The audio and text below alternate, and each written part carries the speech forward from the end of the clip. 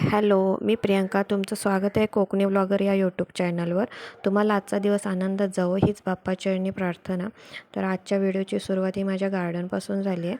तर काही दिवसापूर्वी मी ह्याच्या फांद्या कट केल्या होत्या. तुम्हाला जी फुलं दाखवली होती शेवंतीची, त्यांना फुलं येणं बंद झालं होतं म्हणून मी फांद्या कट केलेल्या. तर आता त्यांना चांगल्या फांद्या नवीन नवीन उगवल्यात आणि हे आहे झेंडूचे फुलं. त्याला पण कोंब आले आणि जे धने टाकले होते तुम्हाला दाखवले होते व्हिडिओमध्ये एका, त्यांनासुद्धा चांगला कोंब आला आहे. आता मोठे झाल्यावरच तुम्हाला दाखवते. तर आजच्या जेवणालाचा बेत हा व्हेज पुलाव करायचा होता, कारण बाकी सगळं जेवण तर आधीच ऑलरेडी तयार होतं. म्हटलं आज काहीतरी स्पेशल बनवूया, कारण घरी भाज्या खूप शिल्लक होत्या. मग ज्या दिवशी भाज्या घरी आणल्या जातात भरपूर साऱ्या, तेव्हाच मी व्हेज पुलावचा प्लॅन बनवते, कारण मग त्यानिमित्तानं भाज्यासुद्धा खाल्ल्या जातात आणि एकच काहीतरी केलं जातं घरी, ज्या बाकीचं तामझाम केला जात नाही आणि पटकन पण होतं जेवण मग तयार. त्यामुळे मग इथे व्हेज पुलावासाठी मी वाटाणा, गाजर, भोपळी मिरची, बटाटा, टोमॅटो आणि काजू वगैरे सगळं कापून वगैरे तयारी करून ठेवली होती, प्रिपरेशन करून ठेवलं होतं. सगळ्या भाज्या एकत्र करून घेतल्या आणि थोड्या वेळ शिजवून घेतल्या आहेत. त्यात हळद आणि तुम्हाला तुमच्या आवडीचा कोणताही पण बिर्याणी मसाला घालू शकता. तर मी ते एव्हरेस्टचा बिर्याणी मसाला घातला आहे आणि तो घातल्यानंतर मग छान परतून घेतल्यानंतर मग त्यात थोडंसं दही घातलं आहे आंबटपणा यायसाठी आणि थोडी चव पण छान येते भाताला म्हणून. आणि मग चवीनुसार मीठ घालून धुतलेले तांदूळ घातलेत आणि त्यानंतर मग आपल्या जेवढे आपण तांदूळ घातले तेवढंच आपण पाणी घालायचं आहे आणि पाणी घालून झाल्यावर थोडीशी कोथिंबीर घातली आणि कुकरला 3 ते 4 शिट्ट्या करून घेतल्यात. तर इथे माझी सगळी तयारी झाली आहे आणि मी आता कुकर लावून घेते आणि ही माझ्या कुकरची शेवटची शिट्टी आहे. बरोबर 4 शिट्ट्या करून घेतल्या. 4 शिट्ट्यात माझा भात तयार झाला आहे. कधीकधी 3 शिट्ट्यातसुद्धा भात तयार होतो. आपल्या तांदळाची जी क्वालिटी असेल त्यावरून होतं भात.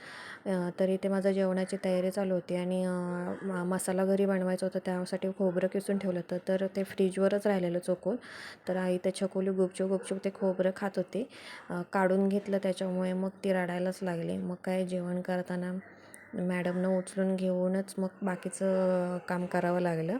मग इथे मी भाताबरोबर खायला काय करायचं, तर मी आज टोमॅटोची चटणी बनवली होती. सुकं थोडं खायला जात नाही, म्हणजे मलाच नाही आवडत ते. मग मी टोमॅटोची चटणी बनवायची ठरवली. तर टोमॅटो आणि कांदे अगोदरच कापून ठेवले होते. इथे टोमॅटोची चटणी शिजायला ठेवली होती आणि म्हटलं आता सगळं जेवण झालं आहे तरच किचन क्लीन करून घ्यायला हवं आहे. तर मग आता किचन क्लीन करून घेतलं. पहिलं लिक्विड टाकून घेतलं आणि मग मला ती सवयच आहे, गरम गॅस असताना मी फक्त सुक्या फडक्याने पुसून घेते, कारण माझ्या गॅसला ग्लासचा असल्यामुळे, म्हणजे काचेचा असल्यामुळे आम्हाला आधीच घेतानाच सांगितलं आहे की तुम्ही ओला फडका मारू नका. त्यामुळे मी सुक्या फडक्याने आधी ते पुसून घेते गॅस आणि बाकी कटाड्या ओल्या फडक्याने पुसून घेते, जेणेकरून जे चिकट वगैरे जे झालं असेल, काही सांडलं असेल ते व्यवस्थित क्लीन होईल.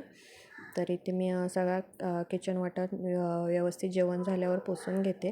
पुन्हा एकदा पुसला जातो जेव्हा माझं जेवण वगैरे होतं आमचं आणि मग आम्ही भांडी घासायला जाते, तेव्हा हे सुद्धा किचन वाटा पुसून काढतात. त्यांचं ते नेहमीचं कामच झालं आहे.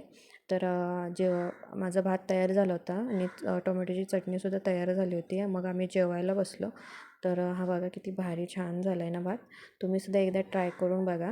एकदम साधं, सोपा आणि जास्त वेळ न लागणारा, पटकन होणारा असा व्हेजिटेबल पुलाव. तर बरं या चला जेवायला.